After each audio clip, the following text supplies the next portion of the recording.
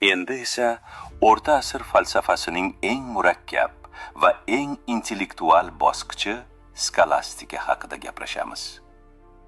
Bu davrda insoniyat e'tiqod va mantiqni birlashtirishga urindi. 11-13 asrlarda Parij, Oksford, Bologna va Salamanka universitetlari shakllandi.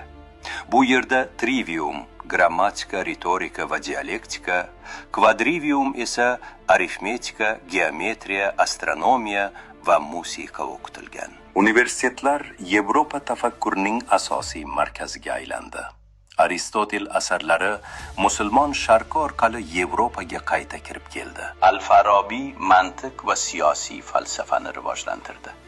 Ibn Sino metafizika, ontologiya va mumkin mavjudot nazariyasini chuqurlashtirdi. Ibn Rushd Aristotel sharhlari orqali g'arb skolastikasiga ulkan ta'sir ko'rsatdi. Aynan shu asarlar o'rta asr tafakkurini yangiladi. Skolastika e'tiqod va aqlni uyg'unlashtirishga uringan falsafiy tizim edi. Skolastlar vahiy va mantiq bir-biriga zid emas deb hisoblagan. Ularning asosiy maqsadi Aristotel logikasi yordamida xristian dogmalarini falsafiy asoslash edi. Shu sababli dialektika ilohiyotning asosiy metodiga aylandi. Skolastikaning markaziy muammosi universaliyalar bahsi edi. Savol shunday edi: insonlik, go'zallik, haqiqat va adolat kabi umumiy tushunchalar real mavjudmi? Realistlar universaliyalar individual narsalardan oldin mavjud deb hisoblagan. Bu qarash Platonning g'oyalar nazariyasiga yaqin edi.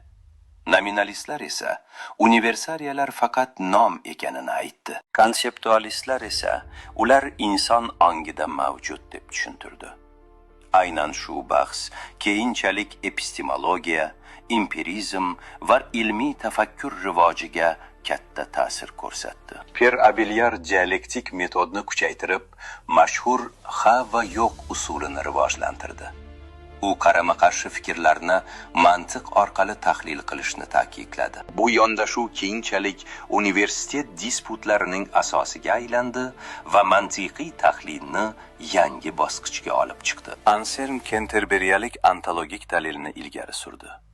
Unga ko'ra inson tasavvur qila oladigan eng mukammal mavjudot real mavjud bo'lishi kerak. Chunki mavjud bo'lmagan mukammallik haqiqiy mukammallik bo'la olmaydi. Bu g'oya borlig'i eng buyuk isboti deb tushunilgan. Foma Akvinskiy skolastikaning eng buyuk vakiliga aylandi. U Aristotel falsafasini xristianlik bilan uyg'unlashtirdi. Uningcha aql va vahiy bir-birini inkor qilmaydi. Summa teologikada u borliq qarashlarni tizimlashtirdi. Foma mohiyat va mavjudlikni ajratdi. Ammo Xudoda mohiyat va mavjudlik aynan bir narsadir. Xudo zarur mavjudotdir. Foma Xudoning mavjudligini 5 dalil bilan asosladi. Birinchi dalil harakat. Barcha narsani birinchi harakatlantiruvchi bo'lishi kerak. Ikkinchi dalil sababiyat. Uchinchi dalil zaruriyat. Tasodifiy mavjudotlar ortida zarur mavjudot turadi. To'rtinchi dalil mukammallik darajalari. Beshinchi dalil kosmik tartib. Foma etikada insonning oliy maqsadi ilohiy baxtga erishish deb tushuntirdi. U tabiiy qonun nazariyasini rivojlantirib, siyosatda davlat jamiyat tartibini saqlashi kerakligini ta'kidladi. William Occam ustarasi tamoyilni yaratib, keraksiz metafizik mohiyatlarni rad etdi. Bu qarash empirizm va ilmiy metodologiya rivojiga katta ta'sir ko'rsatdi. 14-asrga kelib, skolastika inqirozga yuz tutdi. Inson tafakkuri diniy markazdan ilmiy markazga o'ta boshladi. Bu Renessans va ilmiy inqilobning boshlanishi edi. Skolastika keyingi Renessans va ilmiy tafakkurning poydevorini yaratib berdi va insoniyat uyg'onishiga yo'l ochdi.